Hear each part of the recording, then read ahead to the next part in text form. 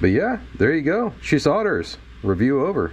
So you know when you're working on a car, like under the dash, trying to fix some wiring and whatnot, you can't really get a full-size soldering station in there. It just isn't practical.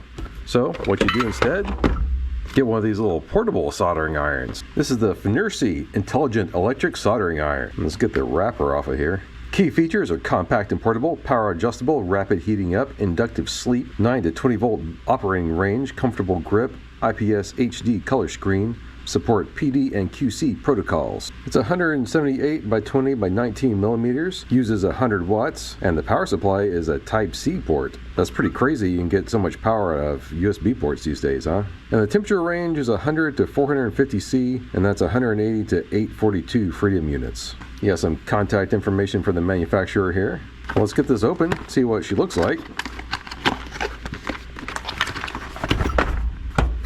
Open up this little carrying case. You have QC card. We have a little quick start guide here. Insert the officially compatible soldering iron tip into the corresponding model. Please note that soldering iron tips compatible with the HS-02A and HS-02B are not compatible. Oh, okay, so which one did I have? This is the HS-02A. When inserting the soldering iron tip, if it is stuck, then try rotating it before inserting. I don't think we need that right now. So taking a look at what's in the case, we have this little adapter doohickey, and then this is the soldering iron itself. Kind of crazy looking, huh? You get a little twist and this pops off, and I guess the tip goes in there. Let's take the little screen protector off this thing. Here's the standard tip, and she just slides in like that. Yeah, give it a little extra push to send it on in, I guess. Then we have a little stand for it and the tiniest sponge. Give the sponge some moisture there. Let's see what else is in the box here. Man, this thing is heavy. It's a soldering iron accessory box. Oh wow, cool. It comes with lots of different tips. This one's got a nice angle to it. Oh, this is a drag foot. If you're soldering like several pins on like an SMD at the same time, this is really handy. Well, your standard chisel. I do like a chisel. You know, lots of times the thicker tips just work better.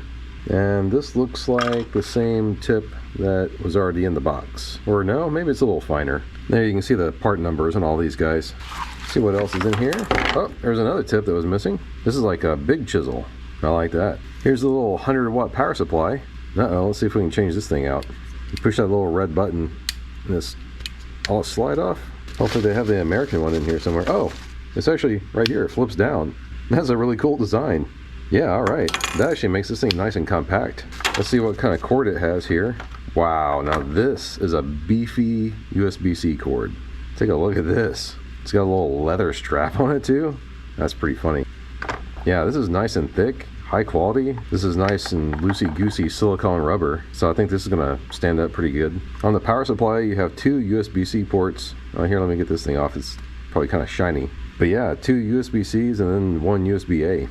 Okay, it's really hard to read this, but basically what it's saying is if you use just one Type-C, it's a 100-watt output, but then as you start stacking these up, of course it reduces the output, and the max output on the USB-A is 30 watts. But that's still pretty awesome. I'll plug this thing into the wall up here. Okay, I'm going to plug the USB into the soldering iron. It starts to boot up. You gotta hit OK, and here we go. It's already ramping up. That's kind of a cool display, huh? How it has a little rolling counter like that. Yep, I can smell it.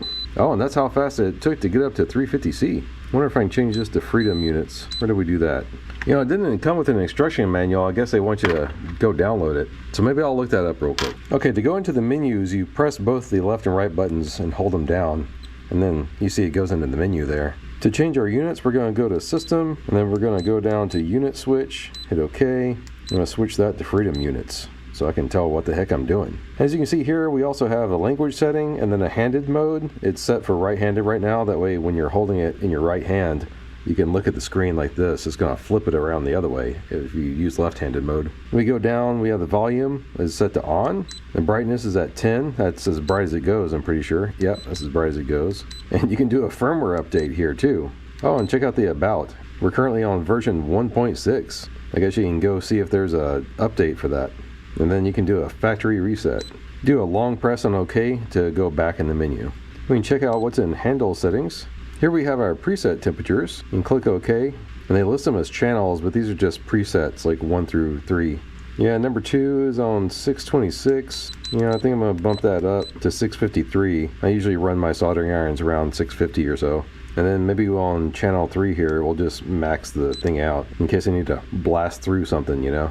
And this is kind of interesting. You can actually set what voltage it's running on. Ideally, you want to use the highest voltage you can, but if for some reason, you know, you have like a weird power supply, maybe you only have like a 12 volt power supply and you're using this little barrel jack adapter here, you can actually go in here and change it. And you can change your power, and you know, this is going to affect how long your heating elements in your tips last. Probably also going to affect the circuitry in here too. I'm going to try it out at 65%. I don't really see any reason to go higher than that if you don't need it. You can change like how many degrees the steps are in. It was defaulting to 9. I guess that must be some sort of carryover from the Celsius thing. Just set it to 10. You can do a calibration, and that's it. Let's go back. Here in our sleep menu, this guy has 2 different sleep modes. It goes to sleep, but then it also goes into standby. And you can also set your sleep temp. This will keep it from going completely cold, but just drops the temperature of the tip down so you're not burning up your tips constantly. I'm going to leave the standby time at 30 minutes, but I think I'm going to set the sleep time to, I don't know, what do we say, like 15 minutes? Honestly, probably less than that. I'll set it to 10. Exit out of the menu here, and we see we're heating up. You hit the OK button to switch between the different channels. And right now we're on the middle channel here. Now let's go ahead and tin the tip. Yeah, it's taking up solder just fine. Nice. Always want to make sure we got a little bit of solder on the tip, you know. Set this guy down for a minute while we go find something to solder. Alright, so most of the time when you're going to be in a car underneath the dash fighting with a soldering iron, you're just going to be soldering some wire together. So let's go ahead and see if I can solder this cheap wire. I don't know what this is. Aluminum, I guess. It does take it a minute to heat up the wire enough that the solder will flow. And you can see the temperature on the tip is still saying 650 though. But yeah, there you go. She solders. Review over. I mean, in all seriousness, that's pretty impressive, especially for something that's probably only running at like 65 watts if we're to believe the little power factor indicator in there. If you're doing wires like this, it might be a good idea to go ahead and turn it up to full 100%, but you know, I don't know, you saw that it worked. If you want to put the iron in standby mode yourself, you just hold down the power button until it says OK again, and then it shuts down the iron. Just hit OK and starts right back up, and you see how fast it ramps up the temperature. Yeah, that's actually really nice and fast. I like that. And it gives you a little power meter too. You see it fluctuating there, telling you how much it's giving it to maintain that temperature. I'm gonna go ahead and put it back in standby mode again, just like that. And yeah, you know, I'd say I'm pretty impressed with this little thing. I mean, it feels good in the hand. This little rubber bit up here is nice and comfortable. And with this cord being real flexible, it doesn't get in the way at all. You know, you can move this around no problem. And this little cap that goes on the end too, like even when it's hot, you can put that on and you know, it keeps you from burning yourself. And it's nice that one of these tips actually fits inside the cap too. Like you could totally just stick this in a pocket somewhere. And if you didn't want to use the USB power supply, I bet you could take a little barrel jack like this and connect it to a cigarette lighter or maybe just some battery clamps and run it off the 12 volts in your car. So that's nice and super handy. I don't have one with me right now, but if you had a 100-watt power bank, you could totally run this thing off of a power bank too, so you don't even need to plug it in anywhere.